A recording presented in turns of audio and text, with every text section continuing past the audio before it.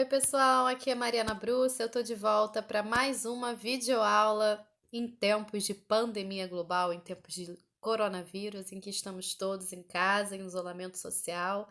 Espero que lavando bem as mãos e cuidando bem também uns dos outros, né? Dando continuidade à nossa matéria, hoje a gente vai para o módulo 8, Ascensão e Consolidação do Nazifascismo na Europa. Espero que vocês estejam gostando desse material que está sendo produzido.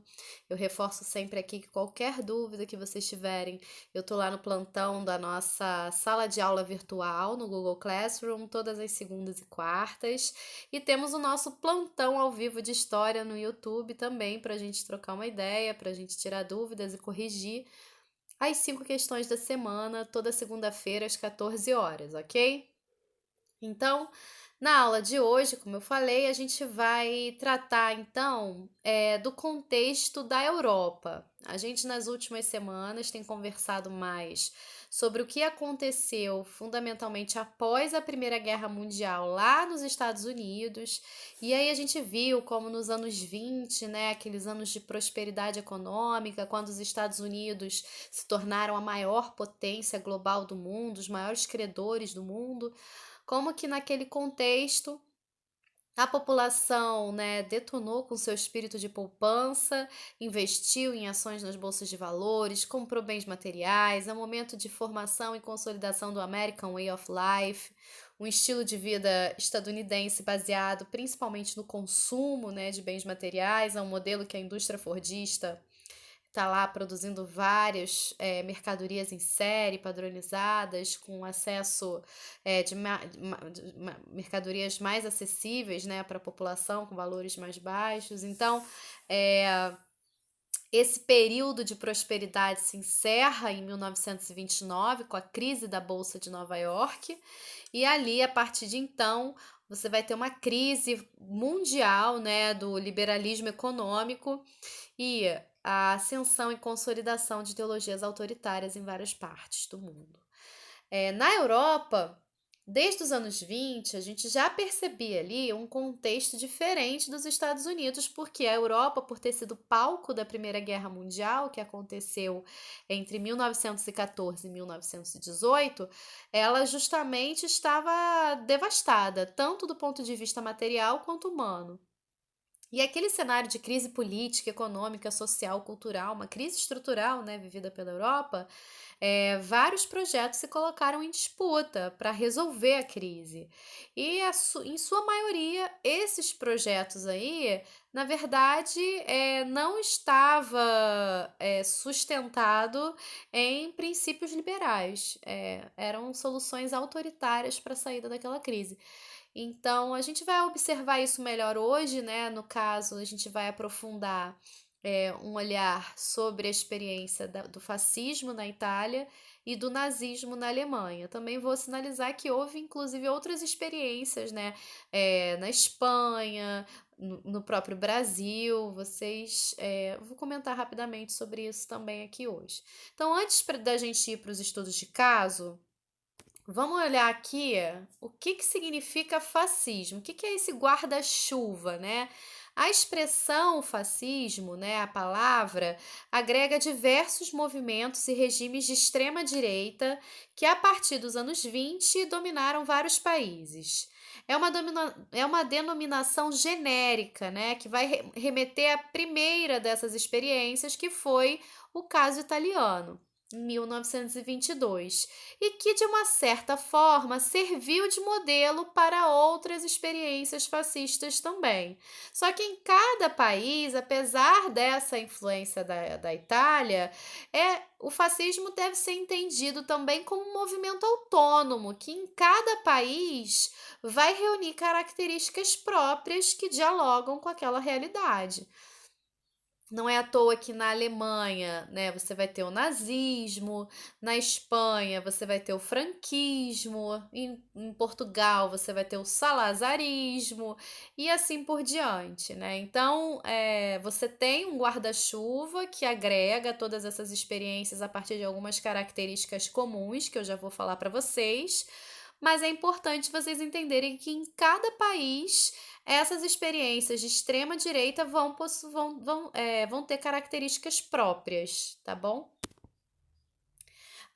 Ali eu falava ainda, né, como que o que une essas diferentes experiências é o caráter autoritário, antiliberal e anticomunista desses regimes. Então, essas três características principais vão estar presentes em várias dessas experiências. E entre outras, né, aí nesse card vocês vão observar também alguns elementos que podem ser considerados, né, constituintes aí desse guarda-chuva mais genérico do fascismo. Então, sinais de alerta sobre o fascismo, segundo Umberto Eco, no livro O Fascismo Eterno, né, de 2002. Você percebe nessas experiências, né, um culto às tradições e às raízes que está na base de um nacionalismo exacerbado. Então você vai ter uma reivindicação, né, das origens de um determinado povo, das suas tradições, como um elemento aglutinador, né, que vai justamente unir as pessoas em torno de uma identidade comum, de uma identidade nacional. Então você tem os italianos. Na Alemanha, você vai ter os arianos, né? O que é ser espanhol, português. Então, vai se reivindicar uma origem, principalmente, né, com uma base nacional, com tradições específicas que vão unir o povo em torno de uma identidade comum. São regimes autoritários, né, onde você observa um abuso do medo ao diferente, né? Como é uma ideologia que é autoritária e que vai buscar esse elemento agregador de união, né? É também um aspecto importante nesse processo você perceber que a união se constrói muito em oposição ao diferente. Então somos todos italianos contra quem? Quem não é italiano? Né? Então a identidade ela se afirma também na negação do outro, principalmente um outro que é diferente. Então, a gente já vai ver mais na frente, né, sobretudo quando a gente analisar os símbolos do fascismo, como que há uma prerrogativa justamente de que essa identidade comum tem que estar todo mundo ali, né, coeso dentro de uma mesma identidade nacional e isso vai se dar em oposição a todos aqueles que são diferentes daqueles princípios considerados os fundamentais ali daquela identidade. Então, nessas experiências você tem um constante estado de ameaça, né? São muitas experiências militaristas, isso é muito forte, né, nas experiências fascistas, até mesmo por conta dessa distinção do outro, né? Que não sou eu, que não é a minha nação, que não são os meus né, correligionários ali. Então, o outro, ele é hostilizado. Seja um outro dentro do país, que não comunga com aquela ideologia, seja o outro estrangeiro. Então, há esse constante estado de ameaça. Há uma exaltação da vontade popular, né? Se fala muito pelo todo, pelo povo. E aí você tem, em grande medida, a presença de uma liderança carismática que vai personificar a vontade popular, que vai representar o povo, os interesses desse povo unidos aí numa identidade comum. Há uma oposição à análise crítica. Então, você não tem que discordar, você não pode discordar, questionar. Estamos todos juntos, emaranhados aqui dentro dessa identidade comum que é personificada numa liderança. Então, não há espaço para crítica, para questionamento.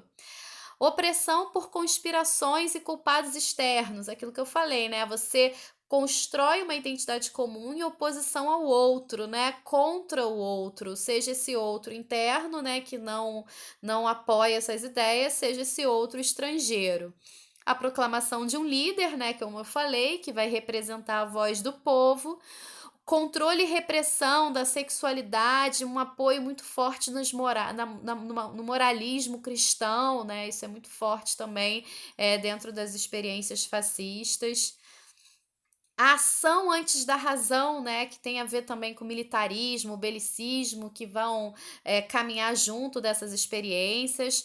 Uma linguagem limitada e repetitiva, né, esse líder, para fazer sentido para as pessoas, ele precisa repetir alguns conceitos fundamentais que, de tanto se repetir, eles acabam se enraizando na população. A gente já vai ver melhor sobre isso nas experiências concretas. Um apelo a uma classe social frustrada, você ter uma base social, né, definida, é muito importante também. No caso do fascismo na Europa, vai se alimentar muito daquela de uma classe média frustrada, né, com a crise política, econômica, social pós-guerra, com os militares, ex-militares, combatentes humilhados aí pelo fim da guerra, vai dialogar também com as classes trabalhadoras que estão super prejudicadas com esse cenário de crise, são os primeiros a perder os empregos, a ter fome, a não ter condições de trabalho, enfim. Então o fascismo ele vai ser muito popular nessas classes, né? E a rejeição às ideias modernas, né, no sentido do indivíduo, no sentido, né, de você identificar ali princípios liberais, e você vai ter um antiliberalismo, né, e aí uma retomada de um princípio coletivista que anula o indivíduo dentro dessa identidade comum. Isso já vai ficar mais bem explícito, né, para vocês na medida em que a gente vai avançando aqui na nossa aula de hoje. Então, o fascismo ele ganha força em cenários de profunda crise política, econômica e social e defende a existência de um Estado orgânico, corporativo, através do qual o conflito de classes é superado. O que, que significa um regime corporativo? O radical da palavra corporativo não é corpo. Você pensar o regime como um corpo, a relação entre Estado e sociedade como um corpo. Que o corpo é constituído de quê? Você tem a cabeça e você tem o corpo e os membros, não é assim? Então, a ideia é que você vai ter a figura desse líder carismático que vai agir como se fosse a cabeça, né, que vai indicar o caminho para onde esse povo deve seguir, né? Os demais membros, eles devem estar todos unidos numa fórmula de coesão social. O que isso significa? Se a cabeça fala, vamos para a esquerda, ora, o corpo tem que ir também. Não dá para eu falar, vamos para a esquerda e meu corpo ir para a direita, né? Então, no fascismo, tem que haver essa coesão nacional. O que o líder fala, todo o corpo deve caminhar junto. Então, há esse contexto, né? Por isso a afirmação dessa identidade comum. Por isso eleger aquele outro que é diferente do nós, para que a gente possa se entender como um único corpo, né? Contra aquele que não está conosco. Então, o nacionalismo exacerbado vai ser a principal ferramenta que vai juntar as pessoas nesse elo, né, de coesão nacional em torno da figura do líder. Então, o chauvinismo, o racismo, o antissemitismo são soluções para extirpar aquilo que se acreditava serem os fatores que comprometiam essa coesão. Então, o racismo, o antissemitismo, por exemplo, na Alemanha, o judeu é o outro, contra o qual os arianos vão se unir, né? Então, é nesse cenário que o fascismo vai avançando, rejeitando o estrangeiro, rejeitando o outro que é diferente, rejeitando comunistas, rejeitando esses diferentes e se afirmando numa identidade comum. E aí o movimento tem esse grande apelo às massas, né? Encontra repercussão, como eu falei, sobretudo entre as classes médias, entre ex-soldados militares e incluiria também a classe trabalhadora, que está numa tremenda crise nesse contexto. O fascismo ele ficou muito caricatural, né, na história por conta, né, dos seus desdobramentos na Segunda Guerra Mundial, principalmente o nazismo, né, e, uh, e toda a questão do Holocausto dos judeus, que a gente vai ver na próxima aula. E aí às vezes há uma impressão de que o fascismo está superado como ideologia, que esse ódio ao outro, né, essas experiências foram um extremo que a humanidade alcançou, mas que agora já estão num passado distante, isso foi superado historicamente. Só que não é bem assim. É importante a gente estudar a história e a gente perceber como o fascismo é uma ideologia muito poderosa e que está viva até hoje. E aí tem esse filme, né, A Onda, de Eveler, que já é um remake de um outro filme, né, da Onda, já é feito nos anos 60, se não me engano, mas que trata, assim, de um contexto muito interessante, que é um contexto de uma escola. Nesse remake aí, a escola é na Alemanha, mas o filme original, a escola é nos Estados Unidos e é baseado em fatos reais, esse filme, né? E aí ele conta a experiência de um professor que faz assim um laboratório na sua sala de aula, na sua turma, e começa a apresentar para os estudantes ingredientes ali do fascismo e vai fomentando o fascismo ali naquela turma, uma turma de ensino médio, e que a coisa sai do controle, né? Inicialmente os jovens acreditavam que aquilo era algo superado historicamente, mas de repente eles se percebem completamente sugados e envolvidos por aquela ideologia. Vale muito a pena vocês assistirem esse filme, vocês encontram esse filme lá no YouTube. Aqui nesse material que vocês vão ter disponibilizados lá na nossa sala de aula virtual tem o trailer e tem uma versão editada do filme que tá aí também para vocês darem uma conferida.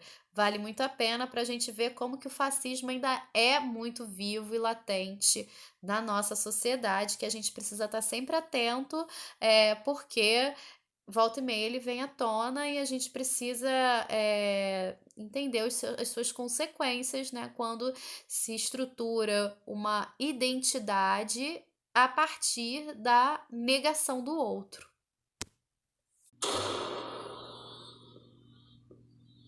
Ich will hier gar nicht weg. Lass sie mal Abi erstmal irgendwo studieren.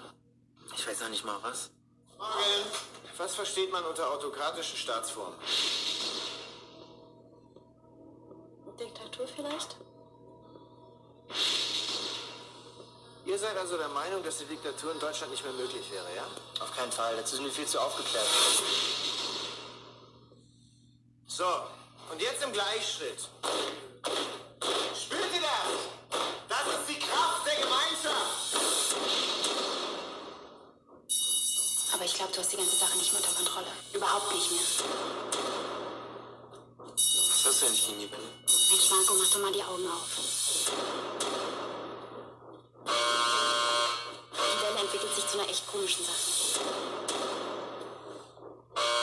Sie sollten mal sehen, wie die Schüler aus sich rauskommen. Die sind wirklich hochmotiviert.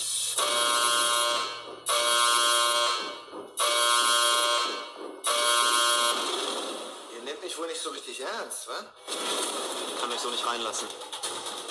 Ihr habt sie doch nicht mehr.